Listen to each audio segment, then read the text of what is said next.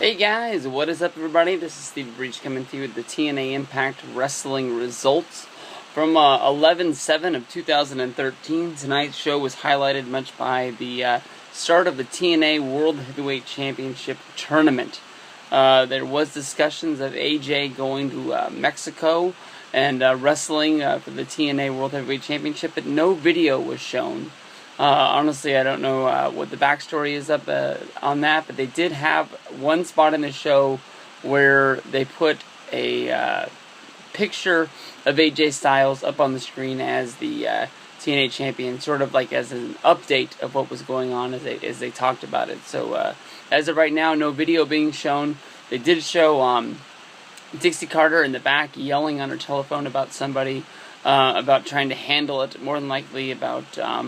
it sounded like what they were going to do was the sponsors and the local TV affiliates were going to step in and make sure that the AJ Styles storyline was going to be shown of him being out there, still defending his championship, of course, wrestling Judas Macias for AAA last week, and then I believe in this upcoming week going over to Japan and wrestling some guy that I've never heard of. This show was highlighted by... Pac-Man Jones coming and being at Impact. He was walking Dixie Carter into the arena, and as they did, they were approached by Mr. Anderson. Mr. Anderson asked to be on the show. It's not said that he has a contract yet, but he is able to fight Bully Ray. I think they're just letting the whole storyline go from last week where he was an outsider and that he was just going around beating people up and then he needed to be arrested. I think this is their way of saying that Mr. Anderson is now a TNA wrestler because he had free reign to move around, coming down to ringside a few times, almost getting to the point where he broke up Aces and Eights. He was in the back. He got a moment with Nux and with Bischoff, got inside their head so that Bully Ray didn't care about anybody other than himself, and they needed to think about disbanding the group. More on that later. Basically, the show kicked off with Sting coming down to the ring with the main event Mafia. Somebody didn't send the memo to Kurt Angle that they were having a main event Mafia angle because he did not come to the ring dressed in a suit. No gimmick for Kurt Angle. Sting came down there, said he was all fired up. The main event Mafia was no more. Everybody was splitting up, going in their own separate directions, and he sort of took off for the back. Magnus got on there. Magnus, he didn't really say much. Joe was in the ring. Joe looked at everyone and said, you know what? We had a good run. We make better enemies than we do friends. And he sort of stared everybody down and he walked out of the ring like, fuck y'all, we're going to fight and it's going to be soon. Robert Roode came running down to the ring. Robert Roode and Kurt Angle were involved in a fight. And then the whole TNA locker room had to come out of the back in order to break this up. This was the first of many fights of the two on the show. Who was it who helped out Kurt Angle? Samoa Joe. The guy that 2 minutes ago pretty much threatened this guy's life, that Joe's going to kill you, saying that they were better enemies than they were friends. But when it comes to Kurt Angle getting in a scrap with Robert Roode, he's going to be there to have his back. Fucking retarded. Not good. Basically, just the only thing I got out of that was Magnus was telling everybody that he's going to win this tournament. He's my pick. He's the guy that I'm going with. I think that he's the guy who's going to win. And then Robert Roode and Kurt Angle brawled around with everyone. Bad Influence came down to the ring. They got in a little pushy-shovey sort of situation with... Pac-Man Jones and his buddy from the Cincinnati Bengals. They jumped in the ring. They cleared the ring. That was their Lawrence Taylor moment of the night. I guess they were hoping that they were going to make SportsCenter. I doubt this even makes the Cincinnati local news. I didn't know Pac-Man Jones was still in the NFL, let alone somebody that a company would think could get some publicity out of this whole thing. Basically, from there we go to a three-way match for the Chicks #1 contendership. It's Brooke, Velvet Sky, and ODB. Brooke and Velvet Sky, right before the match really took place, stole the show from everybody. Brooke jumped in the middle of the ring, did a little booty dance for everybody. Velvet Sky ran outside of the ring and did a little, I'm going to hump the middle rope for a little bit. And then they finally decided that they were going to start wrestling, which was mainly just everybody chopping everybody's titties and and ODB slapping her own badge. Basically, Gail Kim and Lady Tapa made her way down to the ring, and I think she kicked ODB in the face. She hit her finisher on somebody. But basically, because it's a three-way, nobody becomes the #1 contender out of this match.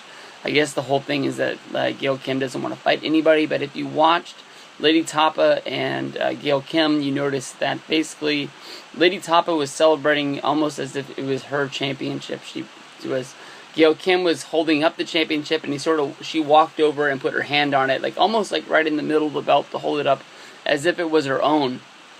So maybe they were fast-tracking this whole Gail Kim versus Lady Tapa angle, and we're going to be getting this sooner than later. They basically did a whole recap of AJ Styles leaving with the title, basically saying the reason why he wasn't there. That led to them putting the whole thing of the picture of him up on the screen and saying that he wrestled at Mexico. I was really expecting video, but we didn't get anything of that in the ring.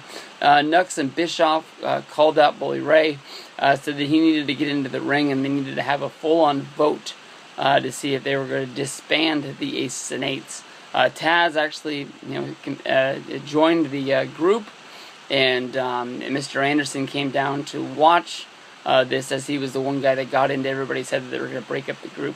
The group came down to a vote, which was 3-1, that they were going to break up the group. Everybody took their colors off, and then it basically came down to promo time with them hyping up the Turning Point free TV Clash of the Champions style pay-per-view that was going to air on Spike near the end of November, close to Thanksgiving. I believe it's the 21st, not 100% sure on that date. But basically, as they hyped the show, basically Nux, Bischoff, and Taz all put the colors back on. They all beat up on Mr. Anderson. And what I thought was going to be everybody making a quick run to Shop TNA to make sure they all picked up Aces and Eights shirts before they went out of style. The group is back together, and they are a strong foursome. Taz last week was begging to get out of this group on commentary, and this week he was loving how a plan comes together, and everybody was, just doing their thing. Ethan Carter III came out. He beat up a nobody. We had an angle set up in the back with Eric Young and Joe Park getting a match against Bad Influence. They came out. Bad Influence was able to cheat to get the win, with Christopher Daniels throwing the Appletini into Joseph Park's face. It's all built up around Abyss coming back.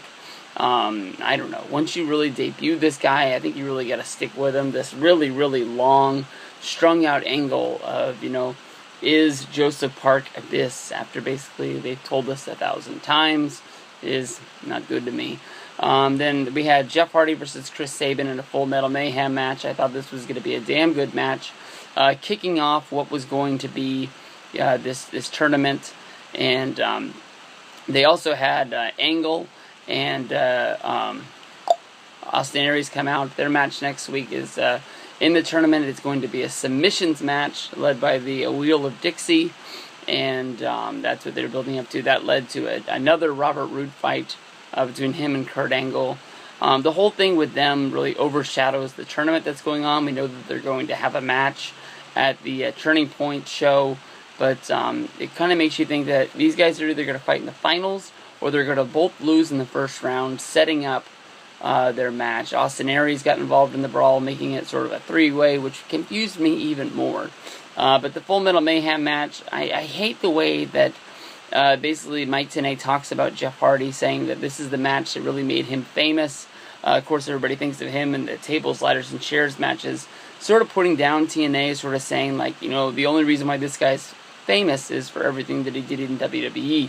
Nothing that he's done in TNA in the last 4 years now, since he came in with the Hulk Hogan, Eric Bischoff acquisition. Of course, he showed up on the first live Impact. Him and Shannon Moore came in, shocking the world.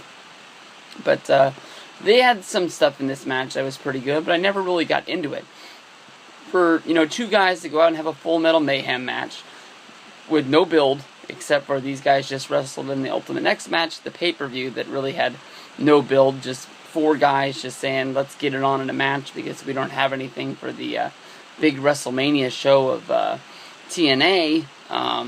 Wasn't anything. You know, Jeff Hardy was the guy that was in the ring when Velvet Sky was rolled up into the ring, and Chris Sabin, you know, snuck around, climbed up to the top and grabbed the title.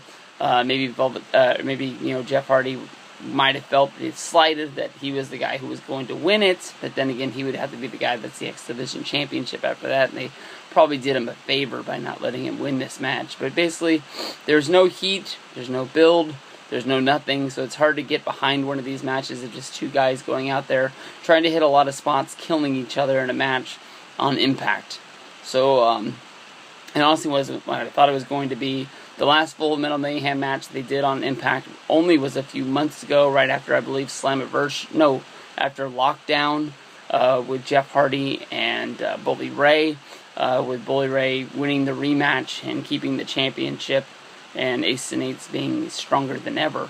I don't know. On to next week, the big match is going to be Kurt Angle versus Austin Aries. I'm going to pick Austin Aries for the win, mainly for the one reason that, you know, because everybody's looking forward to this Kurt Angle versus Robert Roode feud, which sort of overshadowed the whole show. So, and these guys are having a submission match to go along with this. They don't really have much of a build, except they beat the crap out of each other. And how are you really excited for a match when, more than likely, within a week, the spoilers that are already out on the internet are going to fall into your hands? I'm going to try my best to stay away from them, but more likely just somebody's going to tweet something stupid, and I'm going to figure out what the hell they're talking about, and then I'm going to feel pretty stupid about the show. But, you know, that's it, and we'll see ya. Peace.